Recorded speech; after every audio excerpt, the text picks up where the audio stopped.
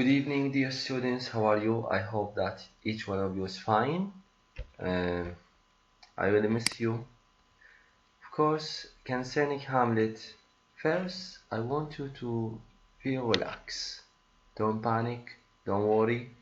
Just read things for enjoyment, not for the exam. Imagine that it is not an exam, it is just a lecture. So uh, feel relaxed and don't panic.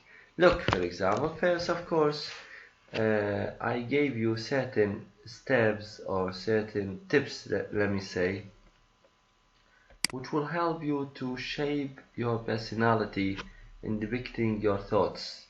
And this is what we are after.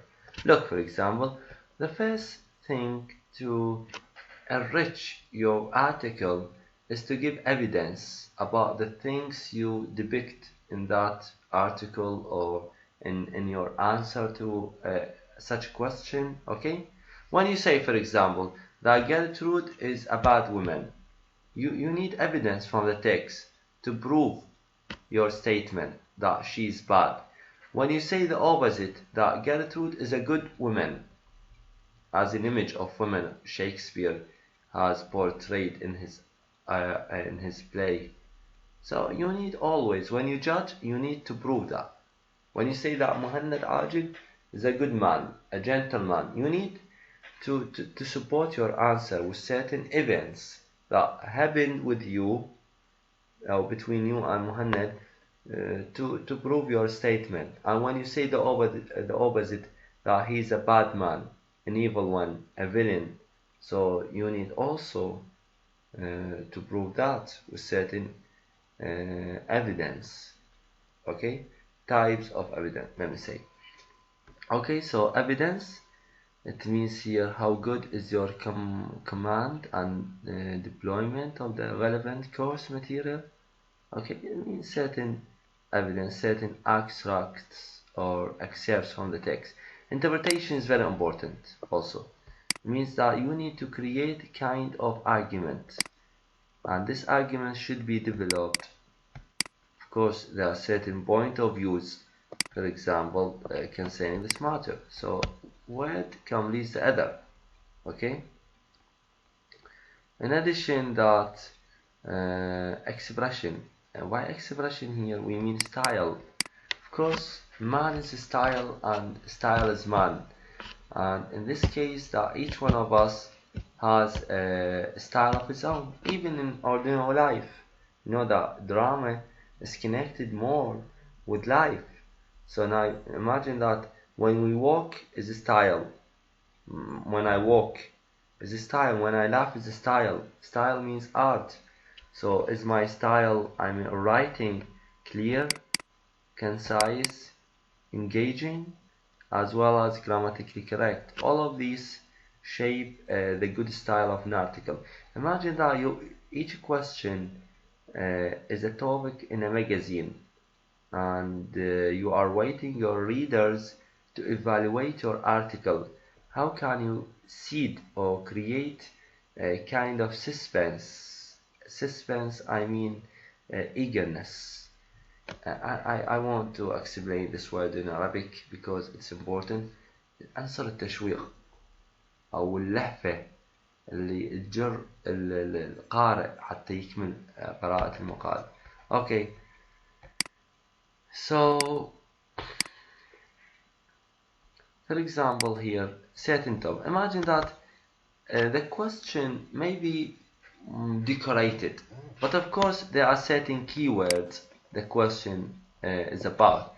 If we talk, for example, about revenge, of course, in the play is based on revenge.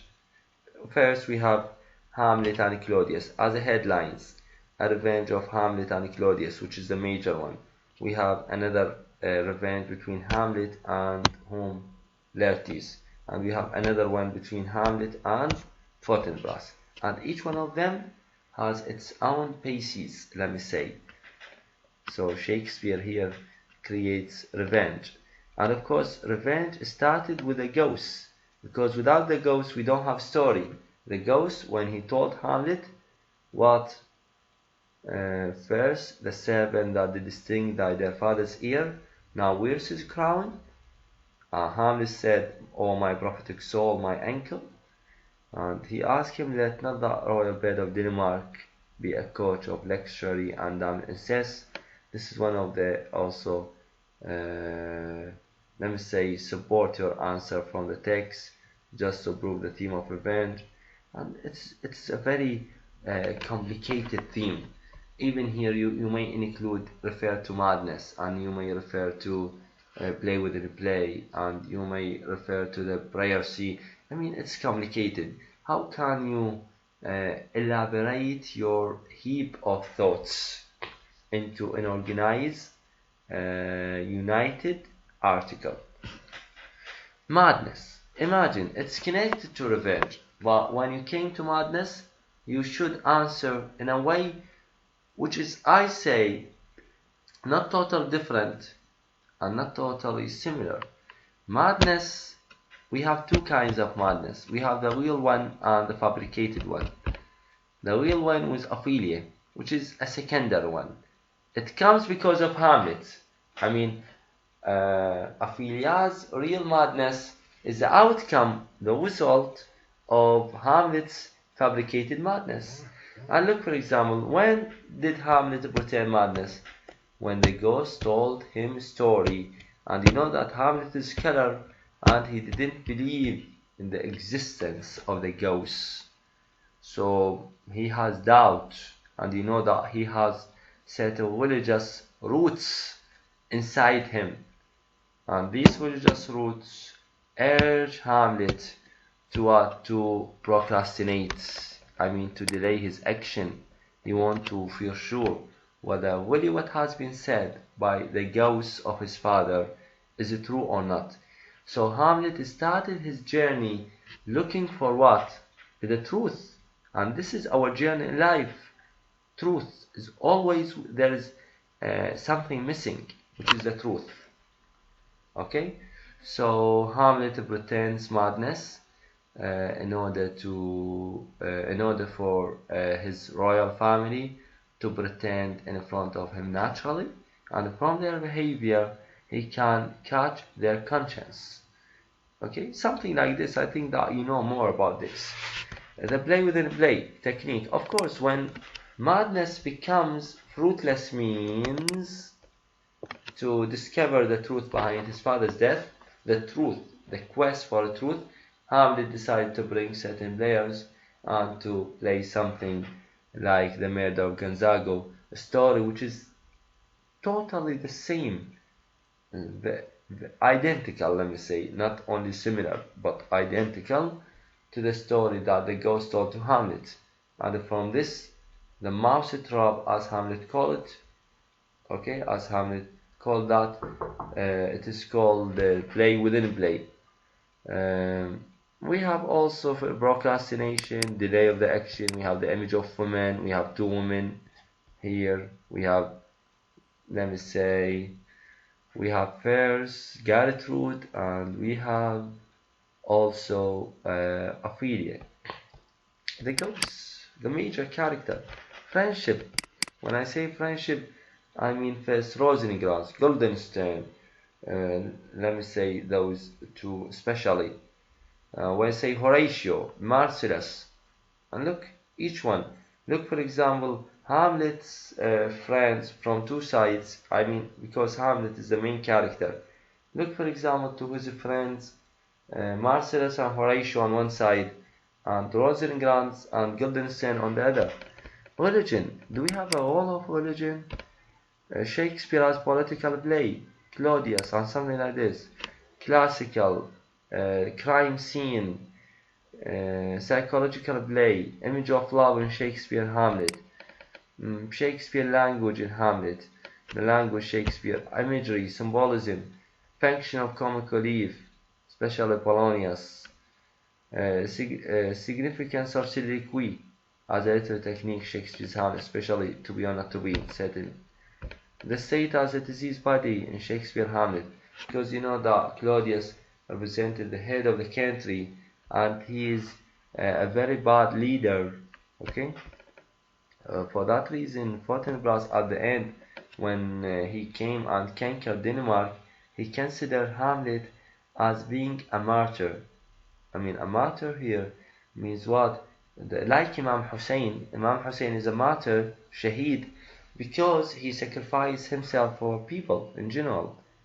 Jesus Christ is a martyr because he sacrificed himself for people in general. And Hamlet also sacrificed himself for people, for all the state in Denmark, when he said incestuous, and here he took the revenge of his mother. He killed the incestuous one, the word that the ghost mentioned first, to Hamlet describing Claudius. Murderous, and here he took the revenge of his father. And when he killed him, I mean the third time, he said Damned, which means what? The murderers of all the Danish people. I want to free the Danish people from your, let me say, injustice, okay, degradation in all sides. And these are the things which are related to the topics, so they are easy, don't worry. Okay, let me come for example to required excerpts. Also the excerpts here, very easy. I mean, for example, if I bring you this, before my God, I might not disbelieve, without the sensible and true avouch of mine own eyes. Of course, this quotation is said by Horatio in the beginning of the play, when Marcellus and Bernardo invited Horatio to meet the ghost. Of course, here, Horatio, as a scholar, didn't believe in the existence of the ghost. And why do they bring him to meet the ghost? Because, you know, there was a belief at that time that the ghosts speak the Latin. And you know, because because Marcellus and Bernardo are illiterate, they are not educated, so they can't speak the Latin. So they told Horatio to come, and speak to the ghosts, so that the medium of communication between them will be the Latin language. Okay, of course, at the beginning he laughed at them, Horatio, and said, this is just a myth, it is not real, okay, it's fable, kind of this. But later, when he saw the ghost by his eyes and spoke to him to some extent, he said, before my God, I might not disbelieve. Okay, now I saw things by my eyes. And here also Shakespeare was clever, because Shakespeare, he might think of making the ghost of Hamlet's father to meet Hamlet immediately. Okay, or maybe question raised here during these lines, that why didn't Shakespeare make the ghost meet Hamlet immediately? Okay. Of course, Shakespeare was clever. He wants to say that the English people are divided into two groups: those who believed in the existence of the supernatural powers, among them the ghosts, and those who didn't believe in the existence of such powers. Okay, like scholars like Horatio, Hamlet. Okay, and those who believed are of two kinds also, as those who believe that it's a bad omen and those who believe it's a good omen. Okay, but actually the ghost, the appearance of the ghost, was a bad omen in general. Okay, these are the things. I think this is just part of, and the rest also. Look, for example, I can explain more and more about this, so just feel flexible. The words is just like a ball, play with it. It's just like a piano, playing music. Okay, it's a game of chess. You have the same, to some extent, related ideas, but try to choose your ideas in the exam. And this is what I want you to do. I want you to create. Now imagine that I just saw your messages, some of you, your representative, and some of you sent me certain messages and asking me questions. I came from funeral of a friend of mine, and now I just opened my laptop and I started to recite for you without preparing something. Imagine that I'm talking to you now just from my mind. I'm creating things. I'm not imitating. And this is what I want you to do now and in the future. If you don't do this now, you will not do this in the future. Be creative. Don't imitate things, okay? You are my students and I want to feel proud of you. Don't write just few words in the exam. Write more. Write in form of article. You have a material like academic writing.